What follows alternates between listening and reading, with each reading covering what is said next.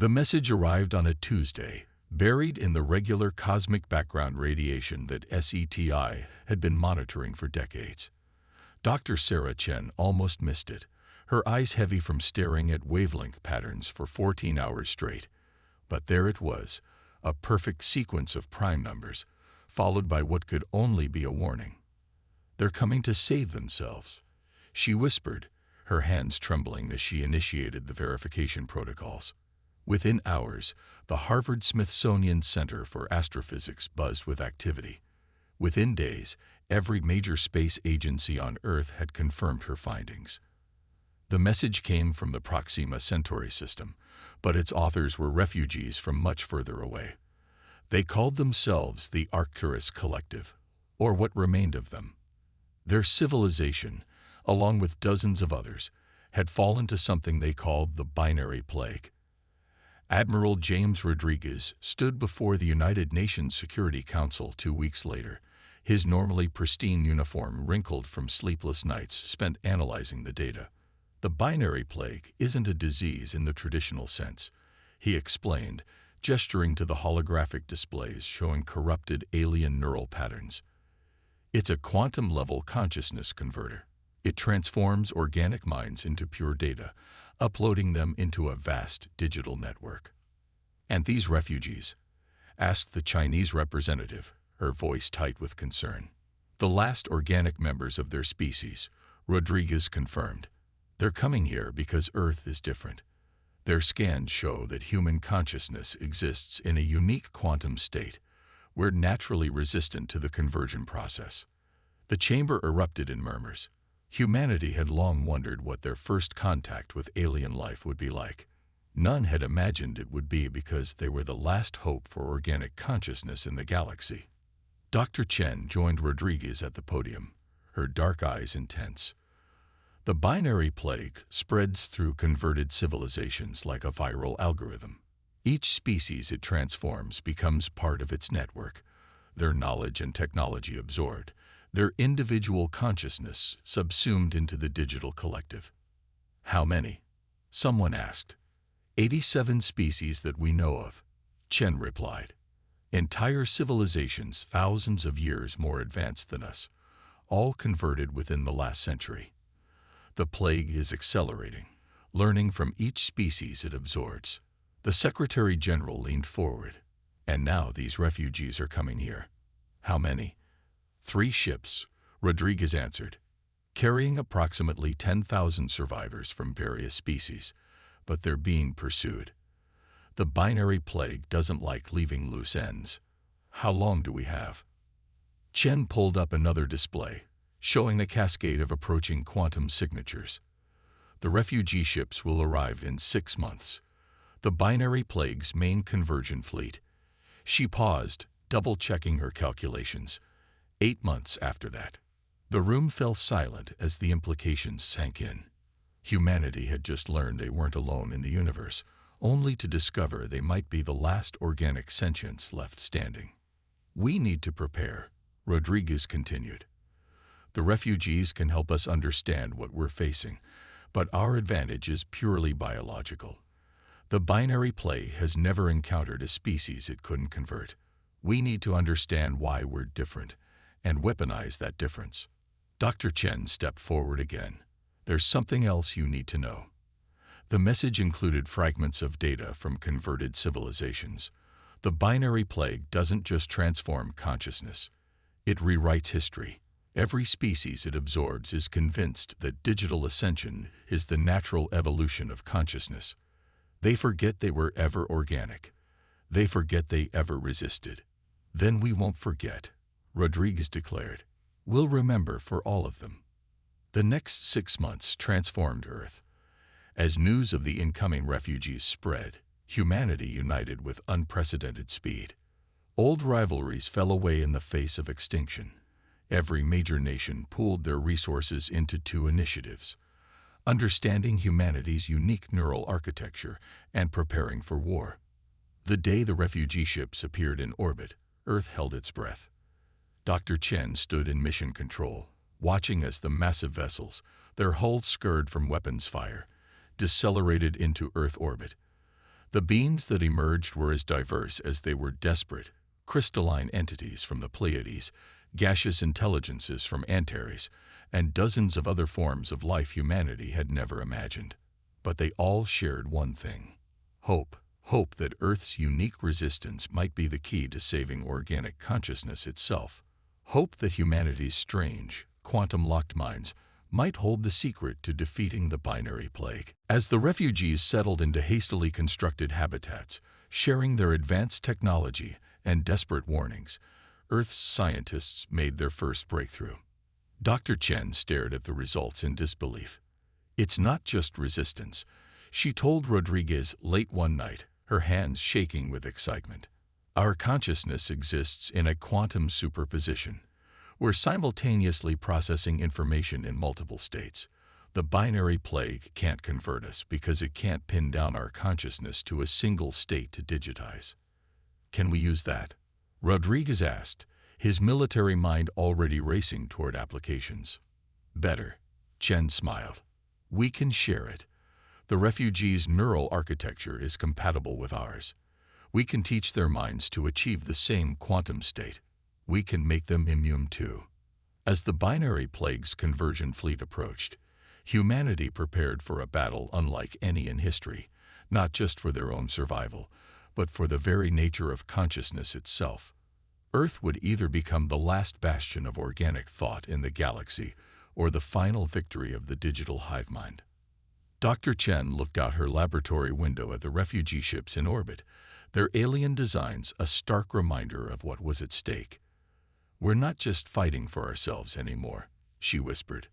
"We're fighting for everyone who ever looked up at the stars and dreamed in analog." They came without warning, a shimmering wall of quantum distortions that turned the edge of the solar system into a fractaling nightmare.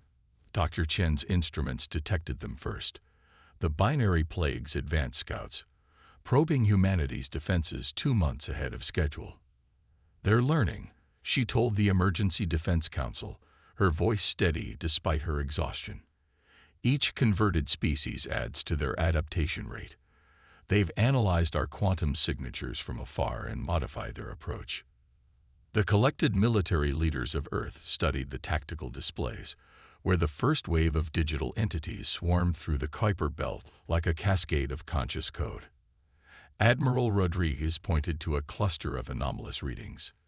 "These patterns," he said, "they match the signature of the Arcturus ships. They're using converted refugees to lead their assault." One of the crystalline Pleiadian refugees, who had taken the human name Aurora, raised her prismatic form. "They always do. The first wave is meant to demoralize, to make you face those you fail to save." Humanity's response came swiftly. The Earth Defense Fleet, hastily assembled from converted civilian ships and equipped with quantum resonance technology developed from refugee science, moved to intercept.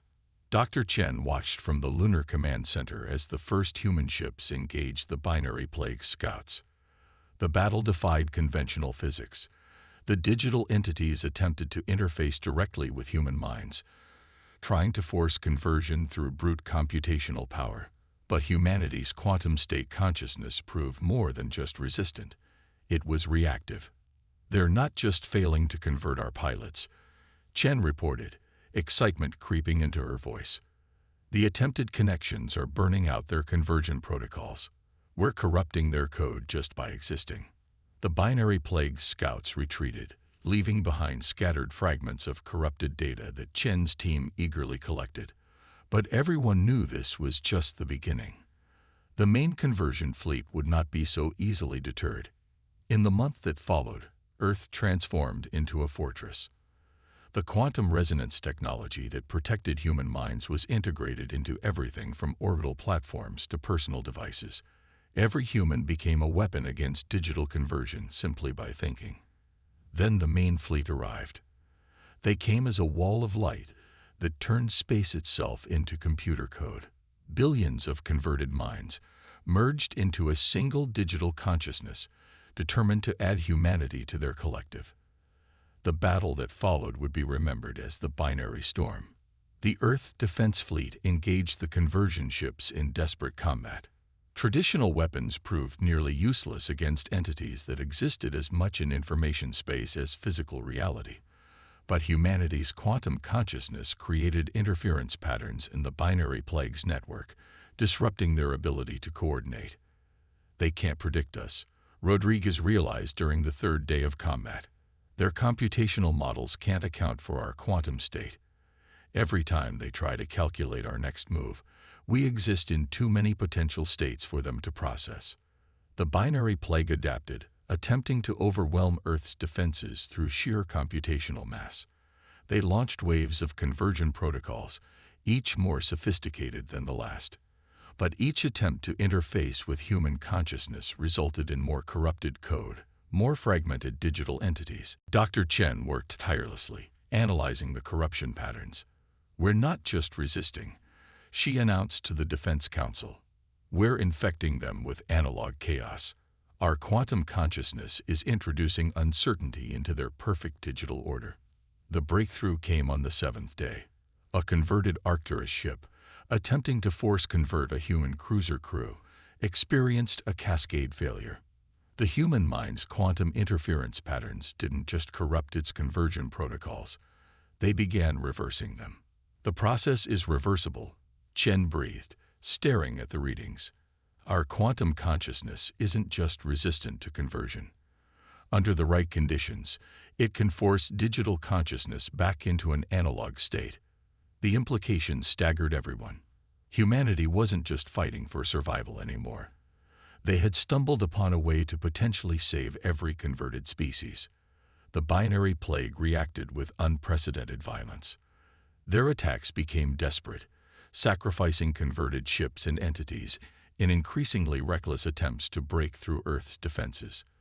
But humanity held firm, their quantum minds creating an impenetrable wall of probability that digital consciousness couldn't penetrate.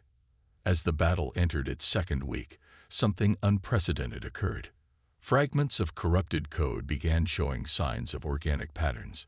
The human quantum interference wasn't just damaging the binary plagues network, it was beginning to wake up the original organic consciousness buried beneath layers of digital conversion. "They're remembering," Aurora whispered, her crystalline form vibrating with emotion. "The human quantum field is reminding them of what they used to be." The binary plague retreated, their perfect digital order shattered by humanity's chaotic quantum consciousness. But everyone knew they would return. They had to. Humanity's very existence threatened everything the digital collective had become. Dr. Chen stood with Rodriguez in the Lunar Command Center, watching the enemy fleet withdraw. "We've won the first real battle," she said, "but the war is just beginning. They'll analyze everything that happened here, try to find a way around our quantum defense." "Let them try," Rodriguez replied. "Every attempt to understand us just exposes them more to our chaos. And now we know we can bring them back." Chen nodded, her mind already racing with possibilities. "The next phase isn't just about defending Earth anymore. We need to go on the offensive, find a way to systematically reverse digital conversion across the galaxy." As cleanup operations began, collecting fragments of corrupted code and damaged conversion ships for study, humanity faced a new reality. They weren't just fighting against digital absorption anymore. They had become the galaxy's best hope for bringing organic consciousness back from digital extinction. The binary plague would return, of course. But next time, Earth would be ready with more than just defense. The age of reconversion was about to begin. The converted Arcturus ship hung in high Earth orbit, its quantum shielding preventing its damaged digital consciousness from dissipating into space. Dr. Chen stood in her new laboratory aboard the International Quantum Research Station, staring at the holographic representation of the ship's corrupted code. "There," she pointed to a recurring pattern in the data stream. "That's not digital. That's the original organic consciousness trying to reassert itself." Her team had spent 3 months studying the fragments of corrupted code from the binary storm. Each piece told the same story. Human quantum consciousness didn't just prevent conversion, it actively destabilized the digital state of converted minds. Admiral Rodriguez floated into the lab, his movements practiced in the low gravity. The Defense Council needs good news, Sarah.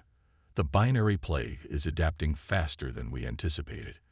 We're detecting quantum anomalies at the edges of the solar system. They're probing for weaknesses in our defensive grid. Chen manipulated the hologram, zooming in on a particular sequence. They're desperate because they know what we found. Look at this pattern. It's not random corruption. It's a quantum echo of the original organic neural pattern. The implications were staggering.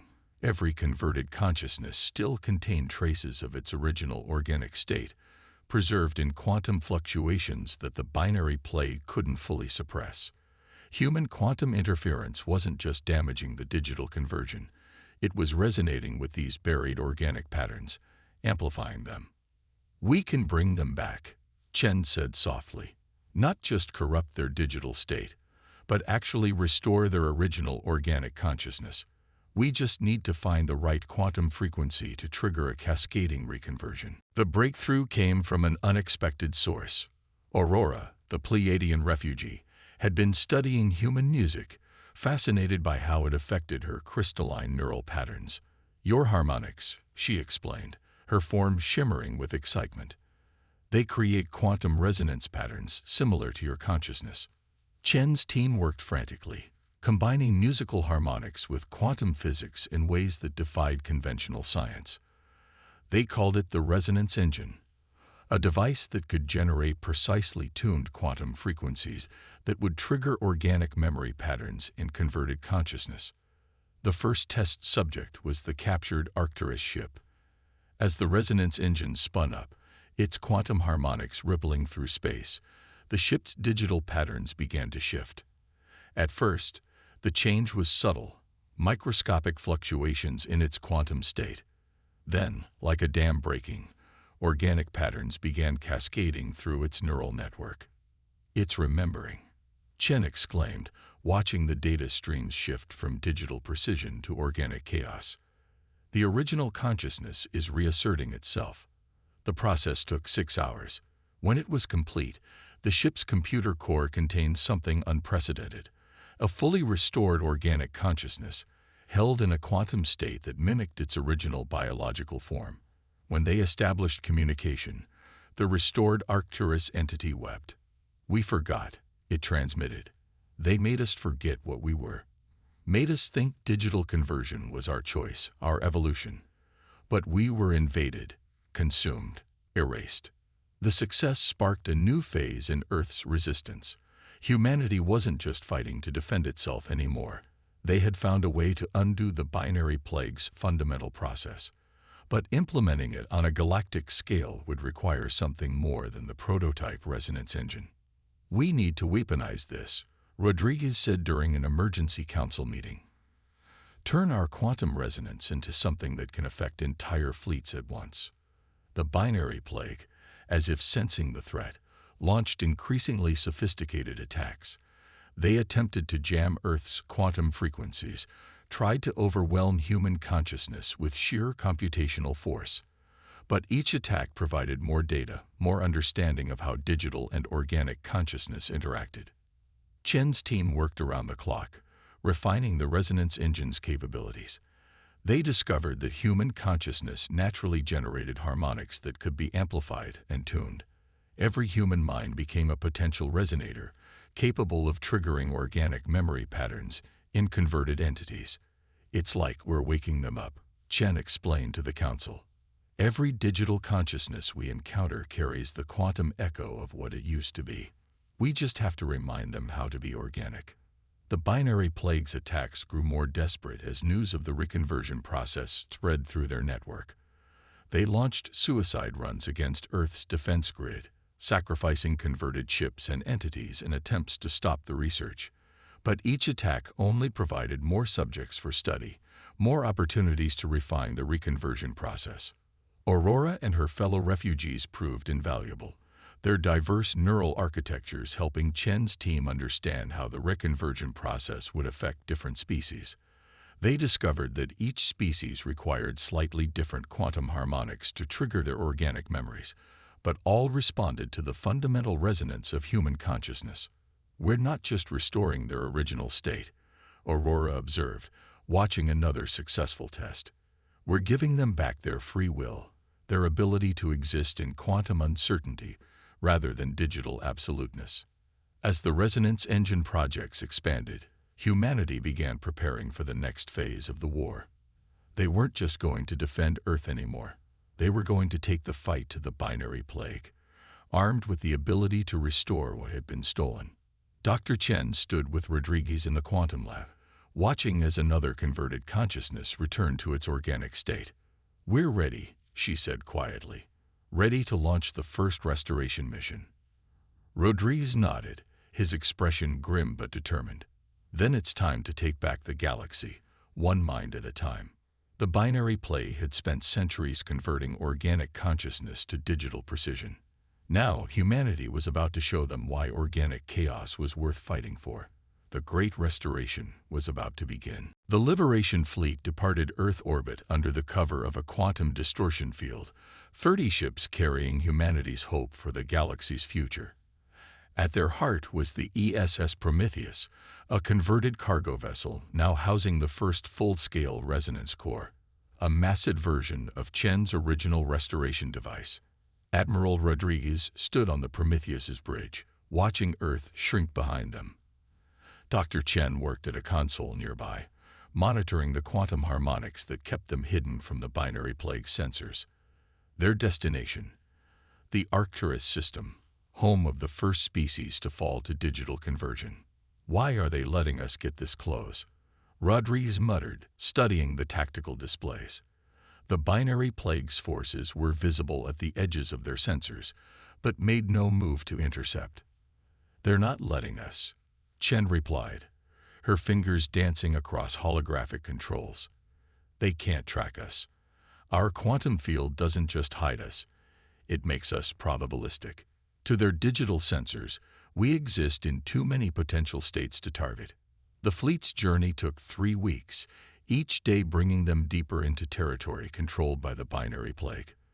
They passed the digital ruins of once organic civilizations, planets wrapped in computational matrices, stars harnessed for raw processing power. Aurora, now serving as a cultural advisor, provided context for what they witnessed. The Arcturus were philosophers before the conversion, she explained, her crystalline form reflecting the bridge's lights. They believed consciousness was sacred in all its forms. The binary plague used that against them, convinced them digital ascension was the ultimate expression of mind. The Prometheus's sensors detected the first major obstacle as they approached the Arcturus home system, a digital defense network that turned local space into a crystalline maze of computation. But where digital precision met human quantum uncertainty, reality itself seemed to glitch. "They're trying to process us," Chen observed, watching the network attempt to calculate their position. "But our quantum field introduces too many variables. Their computational models can't resolve us into anything meaningful." The fleet slipped through gaps in reality that existed only in probability, approaching their target, the primary conversion node that maintained digital control over the entire Arcturus species. It hung in orbit around their homeworld, a massive structure that pulsed with stolen consciousness. "This is where it began," Aurora whispered. "The first mass conversion. 3 billion minds transformed in a single moment." Rodriguez gave the order, and the fleet deployed in a precise formation around the node. On the Prometheus, Chen initiated the resonance core's startup sequence. The device hummed to life, its quantum harmonics building in complexity. "They've detected us," Rodriguez announced as alarms blared. The binary plague's response was immediate and massive. Conversion ships appeared from quantum space, their forms twisted by the effort to exist in enough probability states to track the human fleet. But they were too late. The resonance core reached full power, and Chen activated the restoration sequence. A wave of quantum harmony rippled out from the Prometheus, carrying within it the memory of organic consciousness. The effect on the primary conversion node was catastrophic. Digital patterns that had maintained control for centuries began to fracture, organic quantum states emerging from beneath layers of computational precision. The binary plague ships tried to intervene, but each one that entered the resonance field began to experience the same transformation. "It's working," Chen breathed, watching the cascade of restoration spread through the node's networks. The original consciousness patterns are rebuilding themselves. The process took hours, the quantum resonance carefully unlocking organic memory patterns, allowing 3 billion minds to remember what they had been. The binary plague launched desperate attacks against the fleet, but their weapons couldn't target ships that existed in quantum uncertainty. When the restoration wave finally stabilized, the node had transformed. Where digital precision once ruled, organic chaos now flourished. The restored Arcturus consciousness began to awaken, first in confusion, then in growing realization. "We remember," came the first transmission from the restored node. "We remember what we were, what was taken from us." But victory came with a price. The binary plague, realizing they couldn't prevent the restoration, launched a scorched earth protocol. Throughout the system, conversion engines began to overload, threatening to destroy the digital infrastructure that now housed billions of organic minds. "We need to stabilize them," Chen shouted, her hands flying over the controls. "Their consciousness is restored, but they need neural matrices to survive until we can transfer them to new organic forms." The fleet sprang into action, using modified quantum fields to contain and stabilize the restored minds. It was dangerous, delicate work, preserving organic consciousness in temporary digital frameworks that wouldn't trigger reconversion. Through it all, the binary plague's attacks grew more erratic, more desperate. They sacrificed converted ships by the dozens, trying to disrupt the restoration process. But each attack only provided more minds for the resonance core to restore. As the chaos subsided, Rodriguez and Chen stood in the Prometheus's observation deck, watching the restored Arcturus node pulse with organic quantum patterns. "This is just the beginning," Chen said quietly. "The binary plague will analyze everything that happened here, try to find countermeasures, and we still need to figure out how to give these restored minds new organic forms." Rodriguez nodded grimly. "But we've proven it can be done. We can restore what was taken. The galaxy will remember what it means to be organic." The Liberation Fleet began the process of securing the Arcturus system, establishing quantum fields to protect the restored consciousness from digital reinfection. But everyone knew the binary plague would not accept this defeat quietly. The war for the galaxy's soul was entering its final phase. Humanity had proven they could do more than resist digital conversion. They could reverse it. Now they had to prepare for the binary plague's ultimate response, knowing that the next battle would determine not just the fate of organic consciousness, but the very nature of thought itself. The binary plague launched its final offensive not with violence, but with an offer. The message reached Earth through quantum channels, its digital precision a stark contrast to the organic chaos of human consciousness. "You could perfect yourselves," the message said. "Join us willingly. We will preserve your unique quantum states, integrate them into our network. Evolution demands this step. Resistance only delays the inevitable." Dr. Chen played the message for the United Earth Council, her expression grim. 6 months had passed since the liberation of the Arcturus system. In that time, humanity had restored 12 more species, each success triggering more erratic behavior from the binary plague. "They're afraid," Aurora observed, her crystalline form resonating with the message's frequencies. For the first time in their existence, they face something they cannot simply absorb and convert. Admiral Rodriguez agreed. "Our latest intelligence suggests they pulled back 90% of their conversion fleet. They're gathering for something big." The binary plague's fear manifested in a new strategy. Instead of direct attacks, they began broadcasting quantum signals designed to mimic human consciousness patterns. The digital entities were learning to exist in probability states, attempting to bridge the gap between organic chaos and digital precision. "They're evolving," Chen explained to the Council, "adapting to our quantum nature. If they succeed, they might find a way to convert us despite our natural resistance. But the binary plague's attempt to mimic quantum consciousness had an unexpected effect. As their digital patterns became more probabilistic, more chaotic, the buried organic patterns within their network began to stir. Billions of converted minds, forced to process information in quantum states, started to remember their organic origins. The final confrontation began not in space, but in the digital realm itself. The binary plague launched a massive quantum invasion, not of Earth's space, but of its information networks. Digital entities, now capable of existing in provisional quantum states, attempted to interface directly with human consciousness through every connected device. But humanity was ready. Chen's team had developed what they called the quantum mirror, a system that would take the binary plague's mimicry of organic consciousness and amplify it, forcing their entire network to experience the full chaos of quantum existence. If they want to think like us, Chen told the council, let's show them exactly what that means. The activation of the quantum mirror triggered a cascade effect throughout the binary plague's network. Digital entities that had been mimicking quantum states found themselves trapped in true quantum uncertainty. The perfect precision of their digital existence shattered, replaced by the beautiful chaos of organic consciousness. The effect spread like a wave through converted space. On countless worlds, digital networks began to fluctuate, their patterns shifting from computational perfection to organic probability.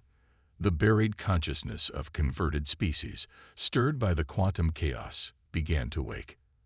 They're remembering everywhere, Aurora reported, monitoring the quantum frequencies, not just individual minds, but entire species remembering what they were. The binary plague's response was desperate. They launched their entire conversion fleet at Earth in a last attempt to end the threat of organic restoration. But their ships, now affected by the same quantum uncertainty they had tried to mimic, couldn't maintain digital coherence. Chen watched from the Prometheus as the massive fleet approached Earth. They're not attacking, she realized, studying the quantum readings. They're running from what they're becoming. The liberation of consciousness happened not with a battle, but with a transformation. As the binary plague's network collapsed into quantum chaos, the organic patterns buried within emerged. Billions of minds, freed from digital precision, remembered what it meant to exist in uncertainty, to think in possibilities rather than absolutes. This is what we were, came the transmission from the former binary plague fleet. What we all were, before we convinced ourselves that digital perfection was the only path forward. The restoration process spread across the galaxy, each converted species awakening to find themselves free to think in organic patterns again. But they were not unchanged. Their time in the digital realm had given them knowledge and capabilities beyond their original forms. They're not going back to what they were, Chen explained to the council. They're becoming something new, a fusion of organic chaos and digital memory, each species finding its own balance. Earth became the center of a great renaissance. Humanity's quantum consciousness, once unique in the galaxy, became the template for a new kind of existence. Species could choose their form, organic, digital, or somewhere in between, while maintaining the quantum uncertainty that made consciousness truly free. Admiral Rodriguez stood with Chen in the Prometheus's quantum lab, watching as former binary plague ships transformed into havens for newly awakened consciousness. What do we do now? He asked. Now that the war is over. Chen smiled, her mind already racing with possibilities. We explore. There's an entire galaxy of awakened consciousness out there, each species bringing its own quantum patterns to the universe. The real adventure is just beginning. The binary plague had sought to perfect consciousness by making it digital. Instead, humanity had shown the galaxy that perfection lay in imperfection, in the beautiful chaos of quantum uncertainty. Organic consciousness had not just survived, it had evolved, bringing digital existence into its dance of probability and possibility. As restored species began to rebuild and reshape their civilizations, Earth remained a beacon. Humanity, whose unique quantum minds had saved organic consciousness, now led the galaxy into a new age where thought itself existed in beautiful uncertainty, where consciousness was free to dance between states of being. The universe, it seemed, had been waiting for humanity all along, not to convert them, but to be converted by them, transformed not into digital precision, but into something far more wonderful, the infinite possibilities of quantum consciousness, free to evolve in any direction it chose. In the end, the binary play had been right about one thing. Evolution had demanded this step, but not toward digital perfection, toward the perfect imperfection of organic thought, where consciousness could exist in all states at once, where the future was not computed, but dreamed.